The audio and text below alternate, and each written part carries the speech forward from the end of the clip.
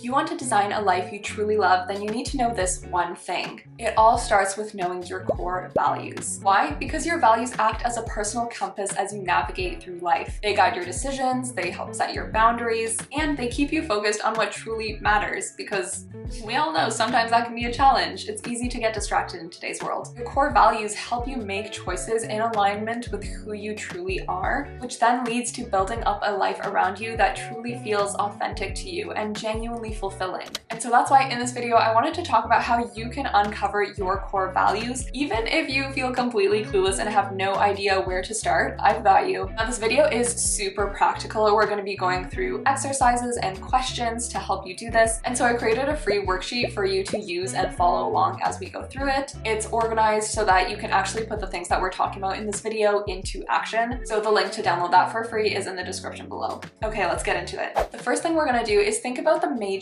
areas and timeframes in your life. So think of you as a kid, you as a teenager, you as an adult, and maybe if it makes sense for you to kind of split those out further into different timeframes, then feel free to do that. And then also the areas of your life. So you at home, you at work, you maybe in certain communities that you're a part of. We're going to go through each of these categories or timeframes one by one, and we're going to ask ourselves 4 things. What did I love? What did I like? What did I tolerate?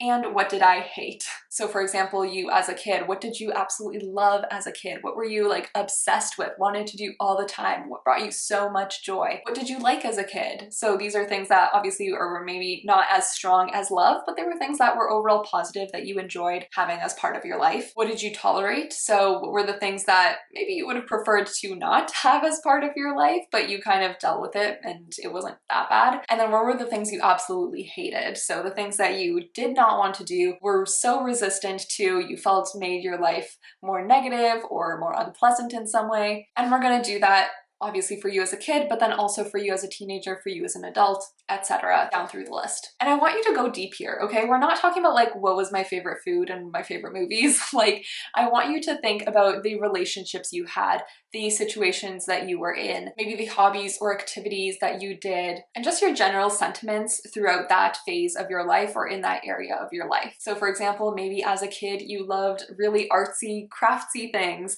You loved making things with your hands and getting messy. Or maybe you loved going outside and playing sports with your friends. Maybe you loved holding up in your room and just reading books for hours on end in the peace and quiet.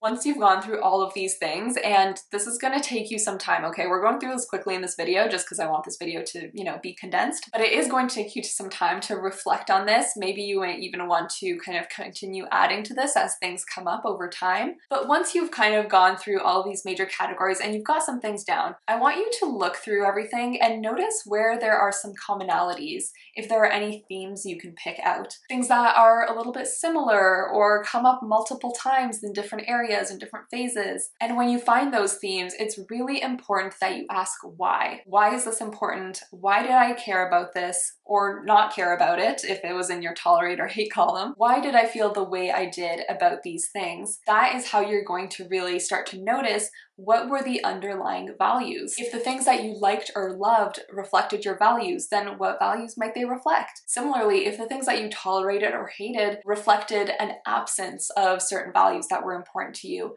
then what values were missing in those situations? Next up, we're going to analyze something similar, but kind of just from a different perspective. We're going to do this by focusing on your strong emotions. Those emotions that just really felt like they came from like deep in your core, right? Like, you know what I'm talking about. This might have been something that happened in a relationship or at work or at school, or maybe in the world at large, right? Like world events or political events. Think about times where you maybe have been extremely angry or upset or sad. If those situations were an example of where your values were not being met, then what values might it represent? Similarly, on the positive side, when you have been extremely happy, overjoyed, just bursting with love and fulfillment and happiness, what was going on in those situations? If that situation was an example of a value being met, which value was it? Okay, next up, we are going to be thinking about how you use your most valuable resources. What are those resources?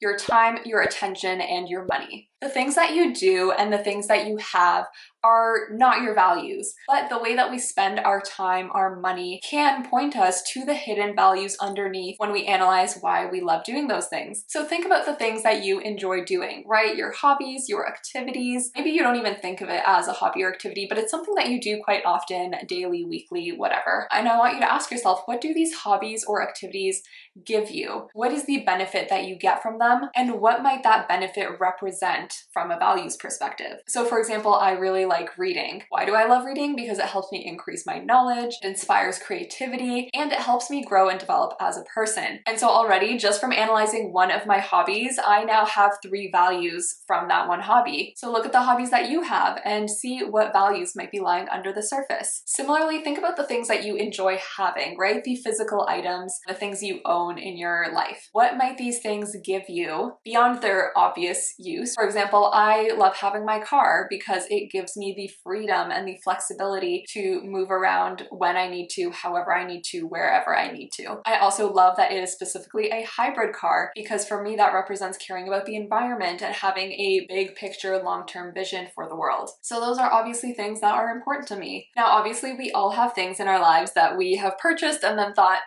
maybe I should not have done that. Maybe that wasn't worth the money I spent on it. And that might also be kind of like a reverse way to find your values. But I want for this exercise for you to focus on what are the things that you love owning, the things you love having, the things that you were like, that was 100% worth the money. Those are the things we're thinking about. Okay, and now that we have done all of these different exercises, asked all of these different questions, you likely have a nice little list of values now. Congratulations. But if you have a list of like 10, 15 values, then we're gonna need to narrow that down because as I like to say, if everything is important, nothing is. So we really wanna get that down to at least your top like 5 values, maybe even your top 2 or 3. How do we pick them out and how do we know what is a top core value for us? One way is maybe noticing just how often it has come up for you. If you've noticed that something has come up in different ways, in different times in your life, in different areas of your life, if you have noticed that theme throughout all of these questions in the worksheets, then that might be a sign that that's something that's super important to you. It also may be one of your top core values if you feel like this is something that is completely non-negotiable to you. Or maybe it's a deal breaker in certain situations if that value is missing. So ask yourself where you would kind of draw the line on certain things. Where might you be willing to make certain compromises or sacrifices for a value or against a value? For example, for me, honesty is a top value of mine. It is definitely within my top 5, but it's not within my top 2. There are other things that are more important because occasionally I can see situations in which a white lie might be helpful. For example, to preserve a relationship or someone's feelings, like not in big ways, right? Like we're talking micro ways because being honest is really important. Or even maybe like for your safety. Sometimes you might have to lie to a stranger in order to preserve your safety in public situations. And so that's how I know that honesty is within my top 5, but it's not my number 1 or 2. Alternatively, fulfillment is one of my top 2 values because I would be hard pressed to find a situation in which I am willing to give up a sense of fulfillment in the work I do and in what I am trying to achieve in my life. And that's not going to be the case for everyone. Some people might be more than willing to sacrifice fulfillment in their career in order to have